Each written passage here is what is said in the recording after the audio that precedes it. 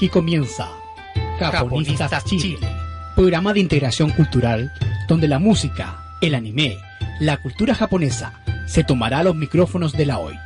Con un diálogo ameno e interesantes invitados, descubriremos cómo estas relaciones han influido y se manifiestan en nuestro país. Japonistas Chile, en Radio Hoy.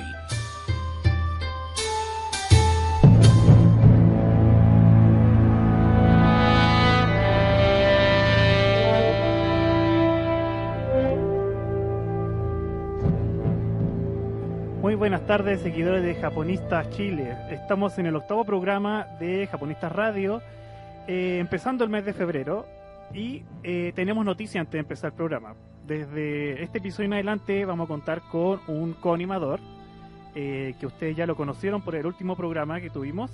Él es Gonzalo Mer, es el actual presidente de Alada Chile, quien estará aquí ayudándonos a entender mejor los temas japoneses. Bueno, mejor Gonzalo, preséntate tú mismo ahora al público de Japonistas Radio. Muchas gracias, Paulo, y encantado de estar participando en este programa ahora de manera más continuada. Bueno, como ya ustedes saben, mi nombre es Gonzalo Mer, soy presidente de Alada Chile, y es un placer estar contigo, con ustedes, compartiendo sobre la cultura y la historia de Japón. Y también muchas gracias por tu disponibilidad y por aceptar ser parte del proyecto. No, gracias a ustedes por la invitación. Y que, como comentamos un par de capítulos atrás, no es fácil hacer estos proyectos de Japón aquí en Chile. Así que se agradece cualquier aporte, ya sea intelectual o de otro tipo. Intentaré contribuir de alguna manera. Muchas gracias, muchas gracias. Pues bien, el capítulo de hoy día de Japonistas Radio lo vamos a dedicar a las artes marciales. Y para ello tenemos aquí un especialista en este tipo de artes marciales. Tenemos aquí a Cristian Sepúlveda. Él es licenciado en Ciencias Jurídicas. Actualmente se entrena en diferentes artes marciales niponas. Dos de ellas son el Muso Jikiden, Eishin, Ryujutsu, Kenjutsu, Shurikenjutsu. Y también es seguidor del Shinobi no Jutsu o Ninjutsu. Bienvenido y buenas tardes, Cristian, a nuestro programa. Muchas gracias por invitarme. Y si me equivoqué en algo, lo puedes corregir. No, claro, no, aclarar que especialista... Yo me considero más un estudiante. Llevo 3-4 años en las diferentes escuelas y estoy aprendiendo. Me gusta seguirla, esto como una tradición en realidad. Y soy abogado también, o sea, claro. Tengo los dos títulos, licenciado y abogado, ya titulado. Okay. Bueno, justamente estamos aquí porque yo y Gonzalo no somos expertos tampoco en artes marciales, pero nos interesa conocer más sobre todas estas artes marciales que nos tiene aquí. Así que, si quieres, podemos empezar por lo más básico para que también los auditores entiendan sobre las artes japonesas. Bueno, lo más básico sería, en principio, establecer qué son las artes marciales. Claro. Las artes marciales deben entenderse como aquellas que practicaban la élite militar del Japón, que se puede decir tuvo su mayor auge en el periodo Sengoku Jidai, que es el periodo de los estados en guerra, donde se trató de unificar o por lo menos de uno de los shogun adquirir el poder supremo sobre los demás pueblos o clanes o familias, y así cada familia o cada clan tenía su propio diferente estilo del arte marcial. Se conoce, cuando uno evoca lo que es el arte marcial, al tiro la figura del samurái. Claro. Y por el samurái la gente entiende que solo usaba su katana, su espada, e incluso llegan a decir que era el alma del samurái. Hay que decirlo que el samurái del periodo medieval utilizaba muchas diferentes armas, y a eso, por ejemplo, se le llamaba Sogo Bujutsu, que era como técnicas marciales militares de diferentes armas.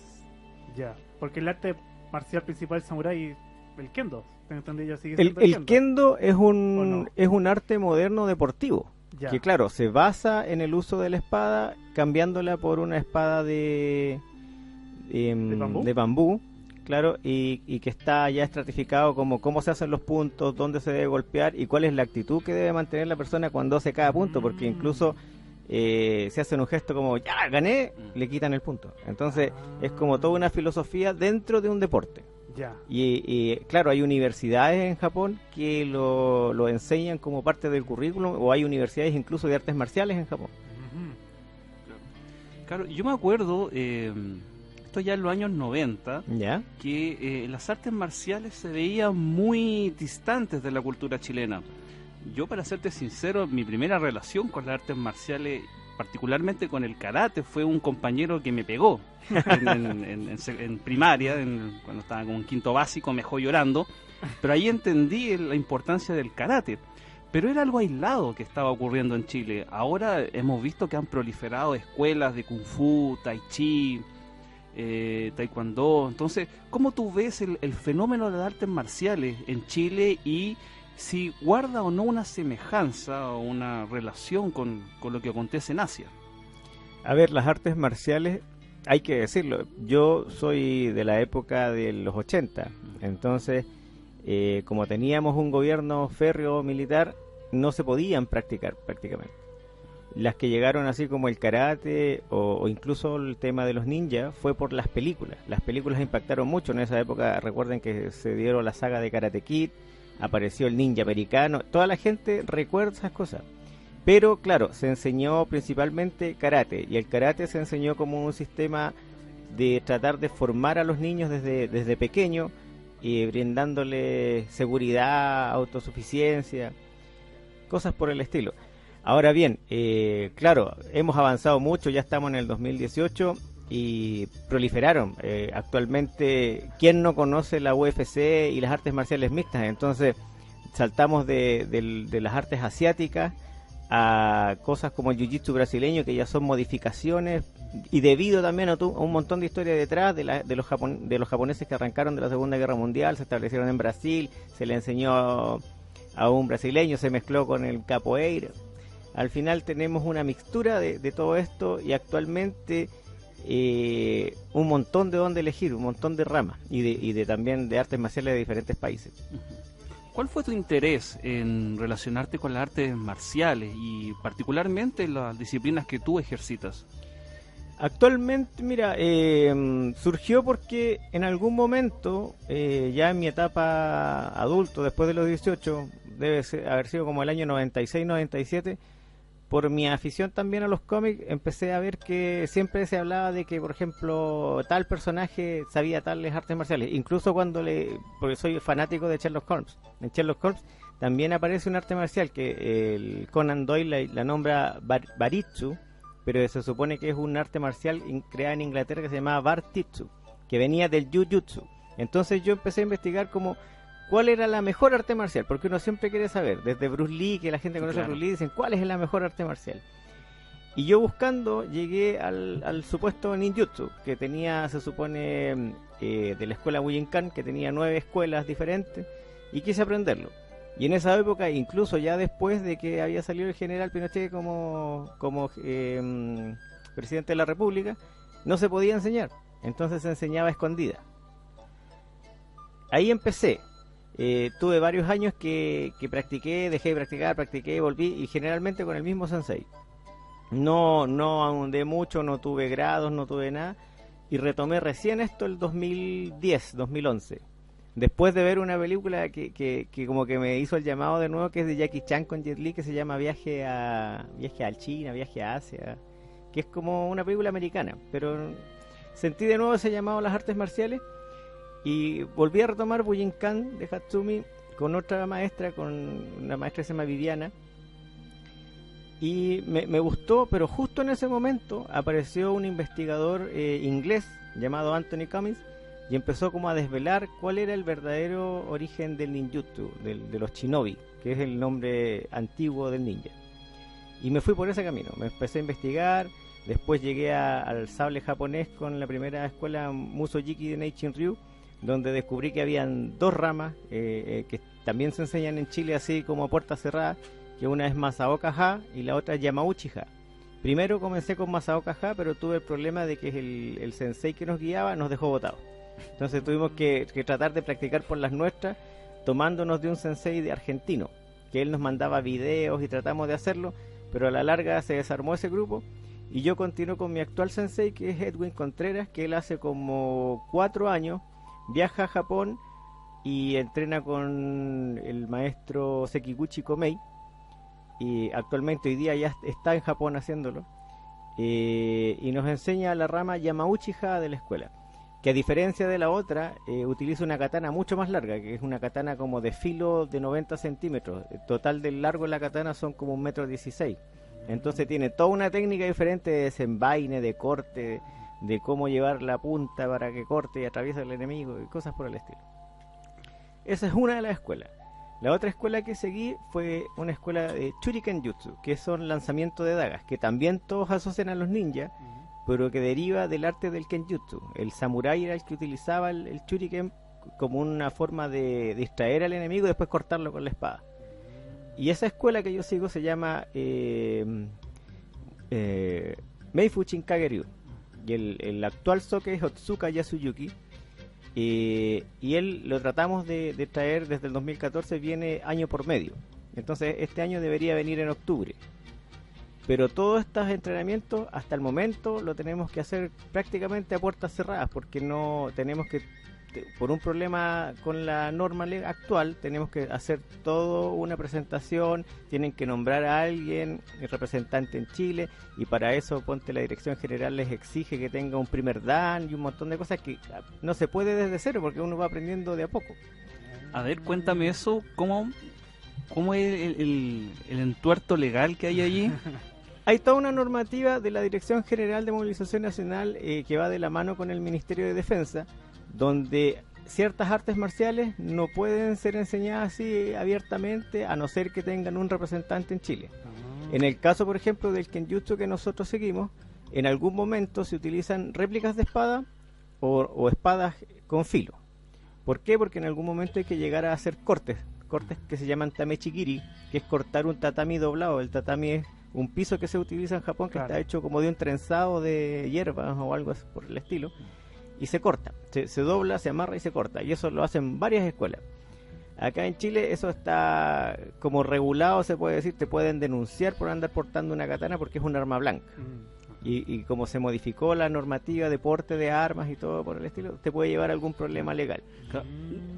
Cristian, por favor, si nos puedes contar qué artes marciales están permitidas o están en esta regulación y cuáles están excluidas o está generando una fricción. Bueno, actualmente hubo una reforma en la normativa y se habla como que el karate, el kendo y otras artes marciales que no me las sé de memoria, están permitidas porque pasaron a la ley del deporte. Entonces mucha gente reclama que, por ejemplo, ¿por qué el karate está permitido y no el kung fu? Que el kung fu es como el origen del karate. Y ahí hay una pelea que demuestra prácticamente que la normativa se aleja un poco de saber y especificar cuál arte marcial es deportiva y cuál no es deportiva. Y hay que saber que, por ejemplo, las artes marciales japonesas, algunas se les llama koryu, o sea, son escuelas antiguas, que jamás van a ser deportivas, como por ejemplo la de espada que yo sigo, que tampoco jamás van a tener cinturones. Entonces, la Dirección General apela a artes que tú puedas enseñarle a los niños que tengan cinturones, graduación, como lo que se hace en Estados Unidos, que prácticamente a eso se le llama un McDojo, que es como para sacar plata por la inscripción, sacar plata por el cinturón, entonces demuestra que hay una ignorancia en la norma. Se trató de implementar una ley nueva el año pasado, pero quedó solo como en proyecto y ni siquiera se presentó a ninguna de las cámaras, porque hubo reclamos de varios maestros de artes marciales donde se iba a hacer una división entre artes deportivas, artes clásicas tradicionales, artes antiguas, artes chinas, japonesas. Nadie quiso que siguiera adelante esa normativa. No las pude comparar, no me las pude leer como para traérsela más, no sé, explícita, pero podemos hacerlo en otra ocasión. Déjame ponerte en aprietos. Dígame. Aprovechando dos cosas. Tu experiencia en la experimentación con las artes marciales y también tu condición de abogado. A primeras aguas y de manera muy general, ¿tú cómo diseñarías una ley o un proyecto para la regulación de las artes marciales que lo que se busca en el fondo es que beneficie a todos y amplíe el campo de ejercicio? De hecho, mi pregunta, la que iba a hacer después de la de Gonzalo, iba por el mismo lado, que más o menos, ¿quiénes son las personas que dicen esto es deporte y esto es arma? ¿Cómo se hace también esa diferenciación? Si son gente experta en la materia o fue algo más político. Lamentablemente no creo que hayan sido gente experta en la materia. Se modificó, acá tengo la ley, el artículo 1 de la ley antigua, y se puso que los deportes de box, esgrima, judo, lucha, karate, taekwondo y kendo no son considerados artes marciales. Siendo que sí los puedes considerar artes marciales. Claro. Pasa que, claro, hay que distinguir cuáles son deportivas y cuáles no son deportivas. Porque, por ejemplo, si yo pongo dentro del box, yo podría tratar de hacer caber el Muay Thai tailandés. Claro. Pero si lo enseño como es el Muay Thai tradicional, que peleaban con vendas en las manos y cosas, es un arte marcial casi letal. Entonces no hay forma. Incluso si yo una vez fui y consulté, si pongo que en vez de que yo enseño o que nosotros practicamos Kenjutsu es Kendo, no tienen cómo distinguirlo. Solo se tiene que... Una persona te tiene que denunciar por algo y tienen que ir a ver a la casa que estás haciendo como para meterte en algún problema legal. Y en base a la experiencia de otros países, no sé si la manejarás, ¿cómo se hace para regularizar el tema del artes marciales entonces? Mira, no lo sé, pero por ejemplo en Argentina, donde estaba el maestro de la primera escuela de Kenjutsu, ellos pueden practicar en las plazas públicas sin ningún problema, yendo con espadas que son imitación y no katanas reales. Claro. Pero no hay una mayor, parece, problemática en relación a porta arma, no porta arma, qué arte maneja, qué arte no maneja. Yo creo que esta ley es un resabio de la época de Pinochet, porque se evitaba así como tener un terrorista o enseñarle a terroristas que si tuvieran artes marciales letales o cosas por el estilo. La regulación que se debería hacer es tratar de tener gente experta, pero de verdad experta, no gente que se otorgue danes a sí mismo, que sepa qué arte es china, qué arte es japonesa, qué arte es de la India, qué arte tiene danes, no tiene danes. Exigirle, por ejemplo, a la persona que enseña que si representa a un maestro japonés tenga los documentos y se los demuestre. Se supone que, o sea, se hace, te lo piden, pero te lo piden que vengan en español o que pasen por la embajada del país que corresponda. Pero yo no creo que tengan una instancia como para ir a la casa de una persona y constatar realmente qué está enseñando y que, porque existen por ejemplo, nosotros alguna vez fuimos a La Serena y existe gente que enseña Kenjutsu, pero lo que está enseñando es cualquier cosa. Claro. Se vende con un nombre, pero se enseña otra cosa. Claro. Ajá. ¿Estamos en tiempo? Ah, ya, sí, podemos seguir, estamos bien. Sí, yo con respecto a lo que decías del régimen militar, sí, yo recuerdo de que dentro del ejército había una masificación de lo que eran artes marciales. Se enseñaba karate, se enseñaba taekwondo, kendo y probablemente algún arte shinobi, si recuerdo. Sí. Entonces, lo que yo te entendía es que el arte marcial está designado solamente como armamento para el ejército, para defenderse ante estos posibles emergencias de grupos que quisieran atentar contra el gobierno. Se supone que las artes marciales dentro de los staff militar de todos los países te debe enseñar, aparte de usar armas de fuego, armas cortopulsantes, y ya cuando no tienes ningún arma, pelea cuerpo a cuerpo. Claro. Entonces por eso se adopta algún arma. Los Marines de Estados Unidos mezclan agarran un poco de karate, un poco de kung fu, un poco de taekwondo y hicieron un arte marcial para ellos. Acá en Chile también pues enseñaba un poco de karate. Yo tengo por ahí, lo tenía en otro computador, un escrito de una chica de Valparaíso donde mostraba que su abuelo en la época como debe haber sido el 60, le enseñó Jujutsu a los marinos.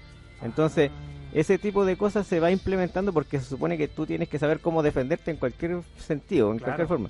En Israel se inventó su propio arte marcial, por el Krav Maga, que se supone que hay un Krav Maga militar y hay un Krav Maga para la calle. Pero al final todo termina como vendiéndotelo para las personas, para que hagan ejercicio, depende de quién te lo enseñe. Ajá. ¿Tienes una pregunta, Gonzalo? Sí, hay algo que me está dando vuelta hace rato en esta conversación. Y yo creo que se puede relacionar perfectamente a cómo ha estado configurada la ley. Y es el hecho que nos hemos referido insistentemente a las artes marciales desde un carácter tremendamente utilitario, una herramienta física. Y pareciese que allí se agota lo que son las artes marciales. Es como, no sé, el karate es aprender ciertos movimientos, ciertos golpes, y en eso consiste y no hay nada más, no hay ningún otro tipo de valor, bien digo. Entonces, es una buena pregunta y aprovecho de hacértela a ti, que tú tienes ya una experiencia en este mundo. ¿Qué son las artes marciales? Vuelvo a esa pregunta, pero en el sentido de qué valoraciones, qué rendimientos aportan. A ver, las artes marciales en blanco, se puede decir, es cómo derrotar a la otra persona con o sin armas.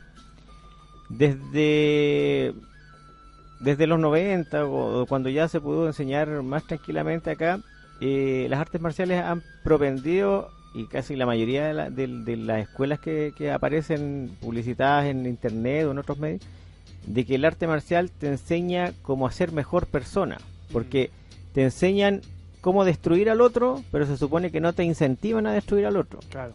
Porque te llaman como que a saber que en tu raciocinio que tú puedes matar a la otra persona, pero no lo vas a hacer.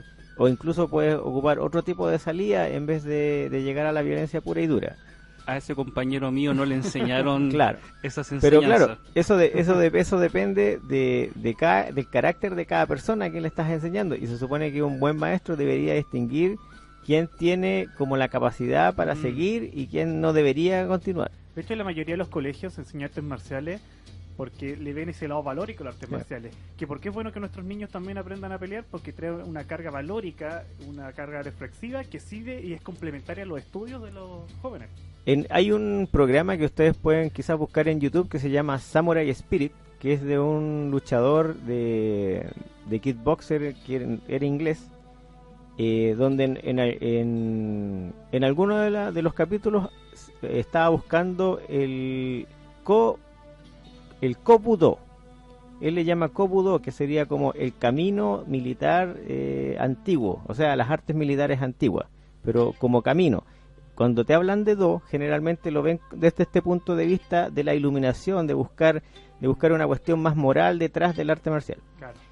Él llegó en algún momento a donde el Soke, o al jefe de la escuela Suyo Ryu, que es una escuela como lo comentaba al principio, de Sogo Bujutsu, donde te enseñan espada, te enseñan lanza, te enseñan Kusarigama, que es una hoz con una cadena, que también asocian a los ninjas, pero como esa escuela es samurái, pueden ver que esas cosas, hay varios mitos a través de las armas ninja. Y él en algún momento en la entrevista, al final, le dice que el enseñar artes marciales de lucha, donde tú puedes matar al contrario, sirve para que el niño entienda de que puede llegar hasta o sea, de que él puede sobrepasar el límite o puede llegar hasta cierta parte, porque el dolor te enseña hasta dónde puedes llegar. En cambio, hay personas que no se les enseña nada, y acá vemos, por ejemplo, que matan a otro con una botella, claro, o con un cuchillo, o como en el colegio, que cortan al otro con el cortacartón, porque el gallo no tiene control de sus emociones, sí, ni de su instinto. Entonces, por el lado del arte, el arte marcial te puede ayudar a eso, porque él sabe hasta dónde llega el dolor, hasta qué puede causar, cómo puede, o sea, que romper un hueso, por ejemplo, es doloroso, o que te lo rompan a ti. En eso puede servir, pero todo depende de cómo te lo enseñan, porque veíamos, por ejemplo, en esa famosa película del Karate Kid, que existía un maestro que lo enseñaba brutal el karate y otro maestro que lo enseñaba pausado. Entonces depende de quién recibas la enseñanza. Yo como profesor he visto, una de las cosas que me gusta de las artes marciales, que he visto a los estudiantes, que estudiantes con problemas de autoestima y a los que le hacen bullying, los papás los han llevado a practicar artes marciales y han sido notables los cambios. Son niños que aprenden a defenderse, a valorarse a sí mismos, eso, lo que tú decías, también logran ver que sus límites están mucho más allá de los que ellos mismos pensaban, y el desarrollo personal que han tenido es bastante bueno. Así que yo lo recomendaría, por lo menos en colegios, si se le ve ese lado valórico que te preguntamos. Claro. Estupendo. Y en China, por ejemplo, y en Japón creo que también, desde niños les enseñan. Claro. Uno de repente hay filmaciones que ven documentales que están todos en el patio del colegio haciendo algún arte marcial. Sí, claro. En Japón se ve con el kendo, de chicos les dan con el kendo. En China se ve a todos haciendo kung fu. Claro, de hecho hay una muy buena amiga, que profesora también de la universidad, Margarita Schulz. Ella hace bastante tiempo practica Tai Chi, que es chino. Y ella me contó una vez que viajó a China en un viaje de estudios. Su hijo estaba haciendo un doctorado allá en acupuntura, y me contaba que todas las mañanas, muy temprano, ella salía a recorrer las calles en plan de turismo, pero me decía que a las 7 de la mañana en cada plaza en China tú podías ver gente practicando Tai Chi. Claro. Desde gente muy joven, niños, hasta gente ya de la tercera edad. Y a mí me llama mucho la atención esa cuestión, porque te da para pensar que no es simplemente una disciplina, no es simplemente un ejercicio, sino casi es una concepción de mundo que está arraigada. Claro. Entonces, yo quiero preguntarte a ti, Cristian, desde tu experiencia con las artes marciales, ¿cómo ha sido lo productivo, lo fructífero? ¿Qué ha significado para ti en términos de sentido relacionarte con estas disciplinas? A ver, por ejemplo, el kendo, o bueno, el kenjutsu que yo practico, te enseña a superarte a ti mismo en el sentido de que a veces hay que repetir un kata con espada 100 veces. ¿Qué es un kata? Kata significa una forma, igual que en karate que ellos hacen kata de puños o de golpe. En kenjutsu se supone que te enseñan grado básico, medio y avanzado de diferentes posibles formas de que te ataquen. Entonces hay ataques de una persona frente a frente, de 2 personas desde atrás, de 3 personas rodeándote, claro, donde el samurái tiene que utilizar todos los sentidos, utilizando la vista, la mano, y ahí va cómo aprender a desenvainar, cómo ser más rápido. Y esta cuestión te lleva al cansancio físico en algún momento. Cuando viene, por ejemplo, Sekiguchi Sensei, el maestro de Japón, te saca el jugo. Ahí nos tuvo en el último seminario del año pasado, en un kata que era solo bloquear con la espada en el suelo, cambiando de rodillas rápidamente, y ya la 10ª repetición y las rodillas no te respondían, y él tiene 73 años, 74 años y lo hacía.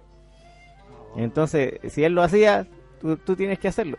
Y eso te enseña tanto a resistir como a perseverar en lo que estás haciendo, o si de verdad quieres hacerlo. Yo he pasado por etapas de que, por ejemplo, no he ido a entrenar, pero eso es porque uno se va poniendo de repente barreras mentales. Dice, pucha, hoy día no quiero ir porque tengo que levantarme tan temprano, pero todo eso es como una enseñanza que uno tiene que persistir en lo que uno en el camino que uno eligió, porque esta cuestión tampoco nadie te la impone. Si uno quiere aprender, va a aprender. De hecho, por eso entre los valores que entrega artes marciales está justamente la disciplina y el autocontrol. Claro. Se supone que uno aprende eso, y por eso es tan bueno para los niños también. Claro. Que uno mismo se sabe medir sus fuerzas, sus tiempos y la constancia para desarrollarse. Ahora es el occidental el que tiene más o menos el problema y esta cuestión de que necesita, por ejemplo, cinturones para saber en qué etapa va, o diplomas para saber si va pasando etapas, si va aprendiendo. Pero en Japón, tanto en el antiguo como en las actuales escuelas que existen, generalmente te ponían en una esquina un mes entero y el maestro mostraba técnicas, y después te llamaban y te decían, ¿qué aprendió? Haga una técnica. Y eso te enseña a tener paciencia, a tener autocontrol, a saber si tú querés seguir en el camino o no. Ya, Cristian y Gonzalo, está muy interesante la conversación, pero tenemos que ir a nuestra primera pausa y después tema musical, y seguimos después hablando en el segundo bloque sobre las artes marciales japonesas. Bueno.「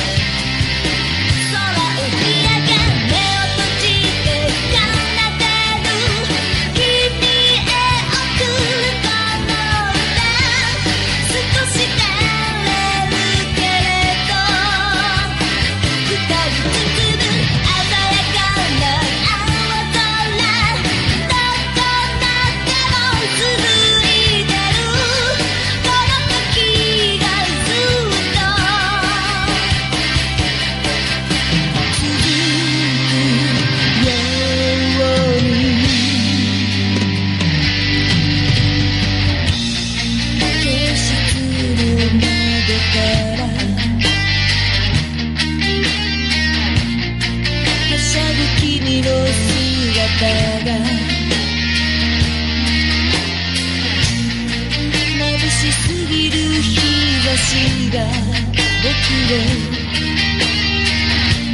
風と共に運ぶ横顔を見つめ僕はふと思い出すあの時君と偶然の出会いに僕は戸惑い合わせる夢を見てる気持ち光り包む鮮やかな青空いつまでも見つめてるあの時に君と恋に落ちた目を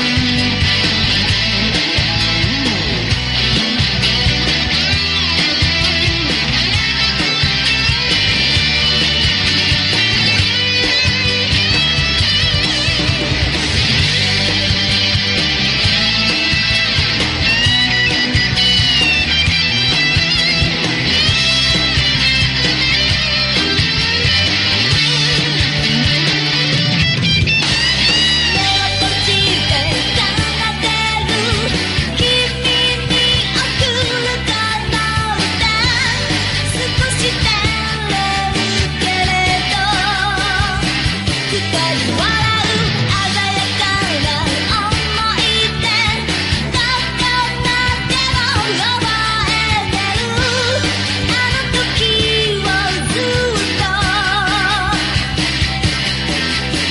忘れぬよう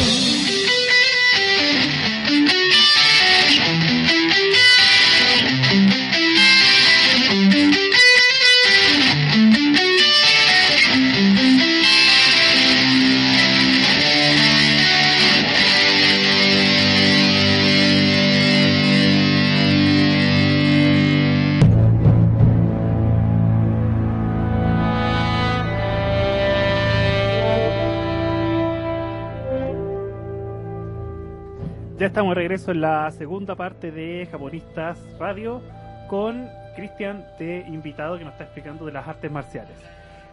Ahora Gonzalo tiene una pregunta en particular sobre el Bushido, que tiene que ver con lo que estábamos hablando un poco previamente. Así que Gonzalo, haz la pregunta, ¿no? Bueno, te adelantaste y ya contaste de qué trata la pregunta. Claro. No la formulé como- Era la sorpresa. Bueno, corten esa parte de la emisión.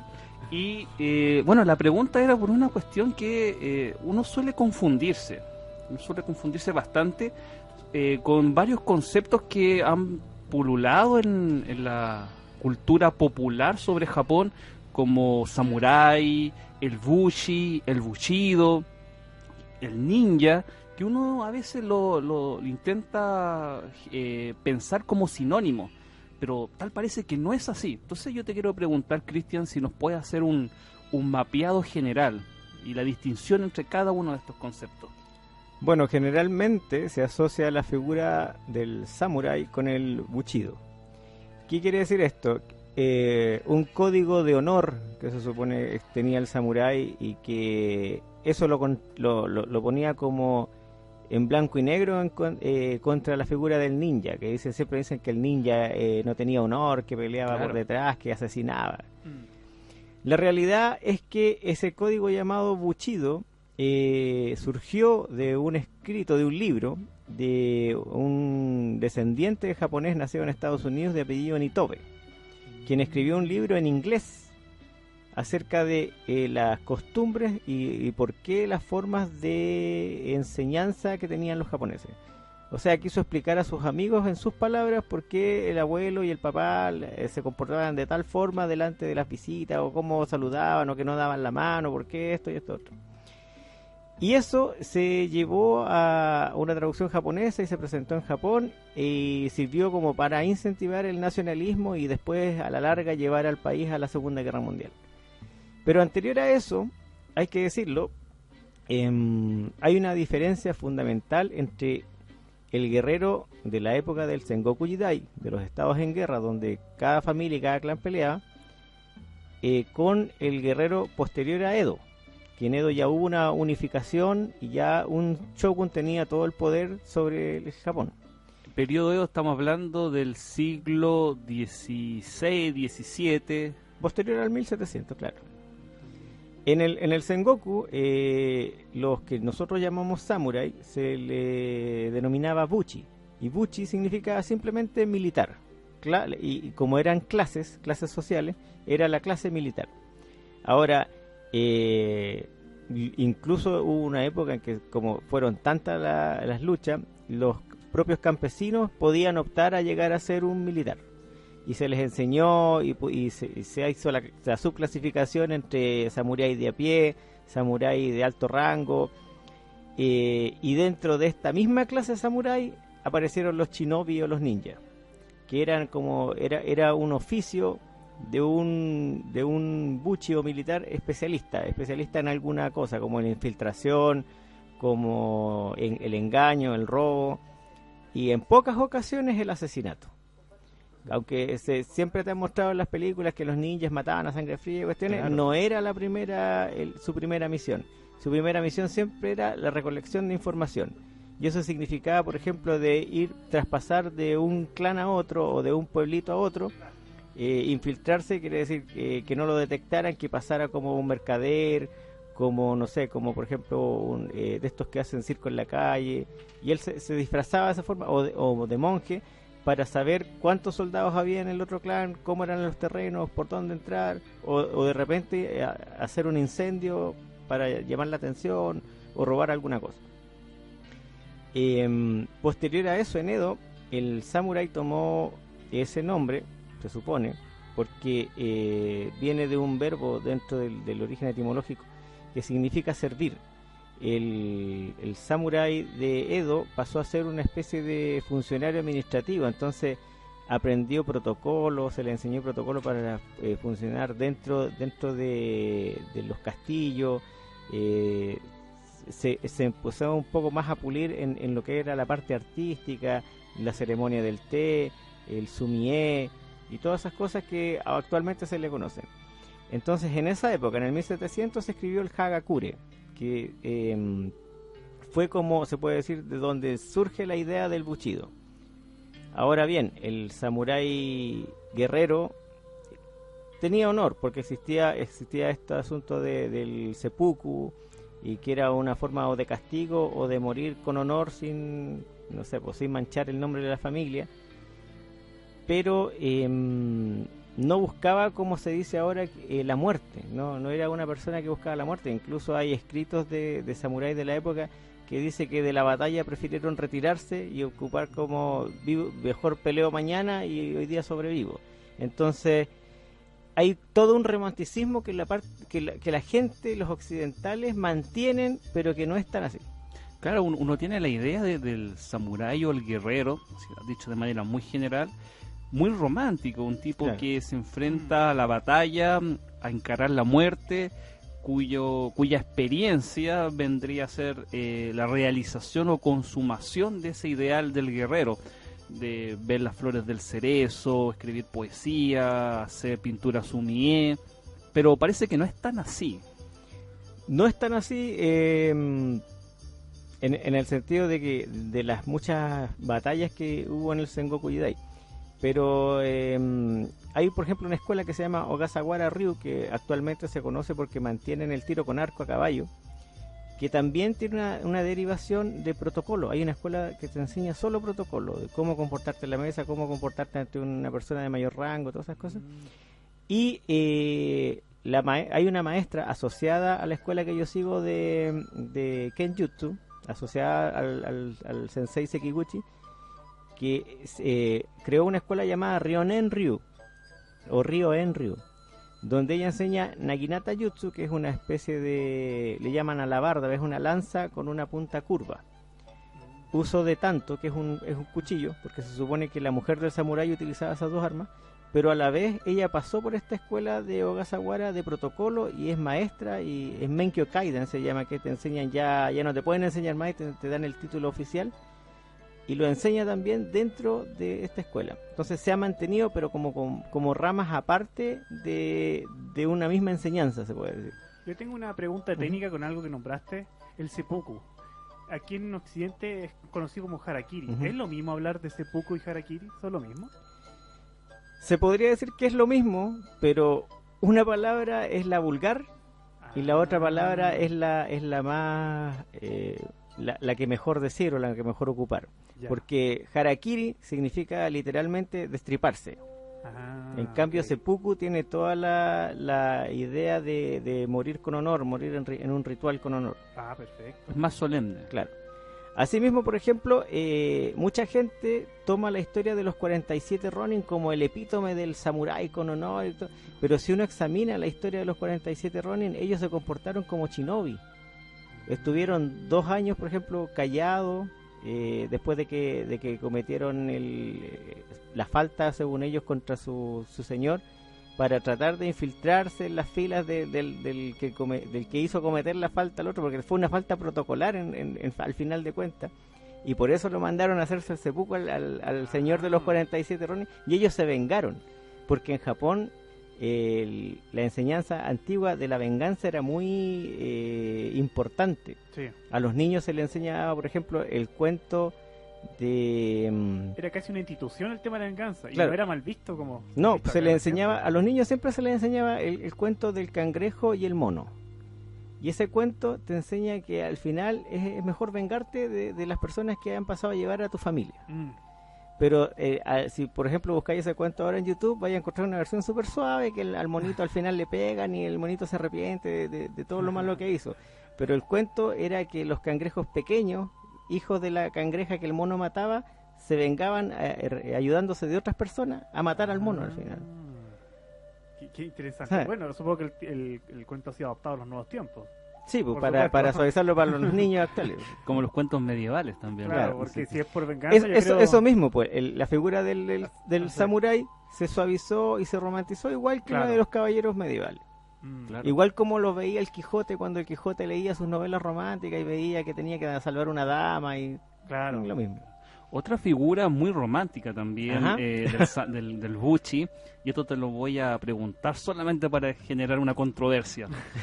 Chan, chan. Claro, para generar ruido y debates Y rating. calorados. Y rating. Es sobre Musashi. Miyamoto Musashi.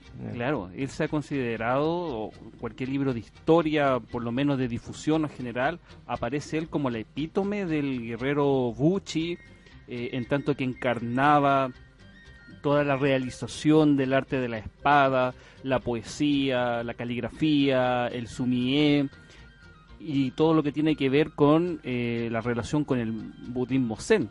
¿Cómo tú ves esa figura a la luz de esta caracterización que tú haces de las artes marciales? Desde mi punto de vista, Musashi intentó en algún momento, desde su niñez, porque se supone que el primer samurái que mató fue como a los 12 años de él, trató de escalar socialmente, de ser llegar a tratar de ser un samurái de alto rango. Pero como peleó en bastantes batallas, y al parecer siempre por el bando equivocado, porque siempre perdía, no lo logró. Luego de eso, prefirió ser Ronin y ir buscando sus propias batallas, utilizando sus tácticas. Él creaba sus propias tácticas. ¿Qué significa Ronin? Ronin es ya un samurái que no tiene amo, que no tiene un señor al quien servir. Perfecto. También, y esto quizás para conectar con algún anime muy famoso, un sinónimo de Ronin es Rochi.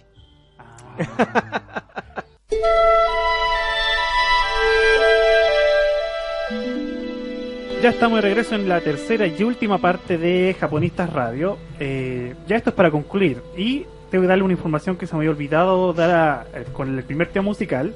El primer tema que escuchamos se llama Osora de Yuria, que corresponde al primer ending de la serie Green Green. Y el segundo que acabamos de escuchar se llama Junjo, y que a lo mejor muchos conocerán, es uno de los endings de Dragon Ball Kai, la versión japonesa, por supuesto. Y bueno, ahora tenemos que despedir a Cristian, pero Cristian nos puede dar sus últimos avisos, comentarios, toda la actividad relacionada con lo que hemos estado hablando. Bueno, ¿qué les puedo comentar? Si quieren, por ejemplo, conocer el arte del Shuriken Jutsu, pueden buscarlo en Facebook. La escuela de nosotros se llama Meifu Chinkage Ryu Chile.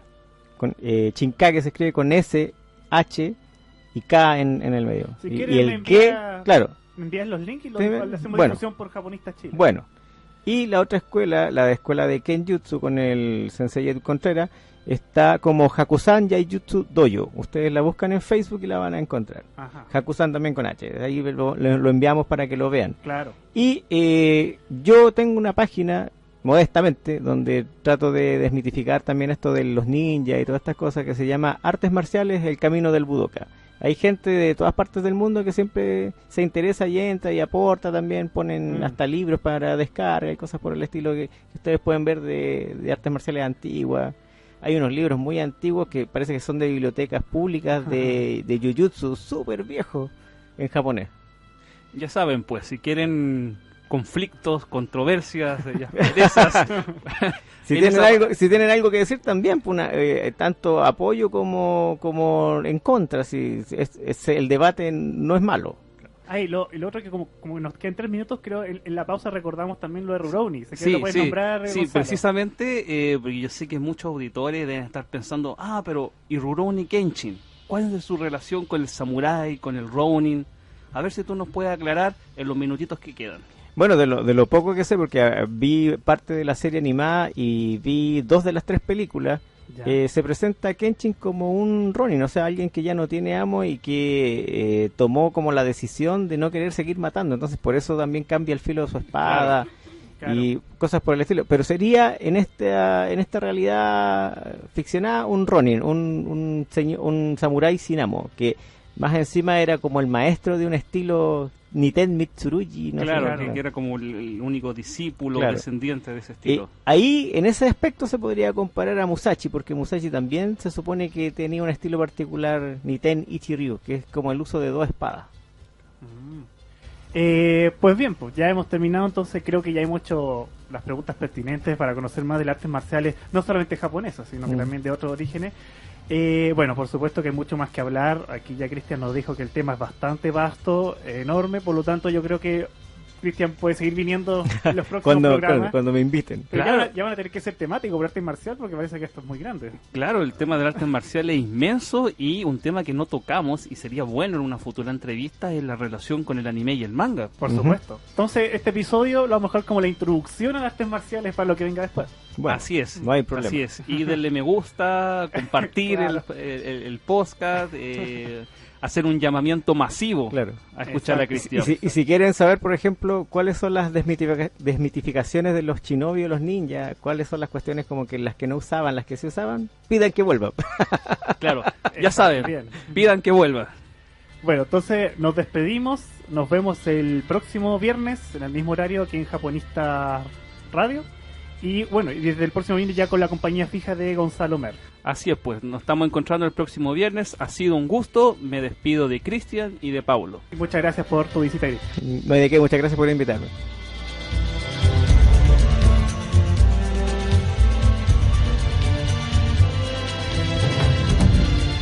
Cerramos la conversación y análisis de las diversas manifestaciones de Japón en Chile. Nos volvemos a encontrar el próximo viernes con un nuevo tema que permita entender y estrechar cada vez más nuestras relaciones. Japonistas Chile baja su cortina por el día de hoy.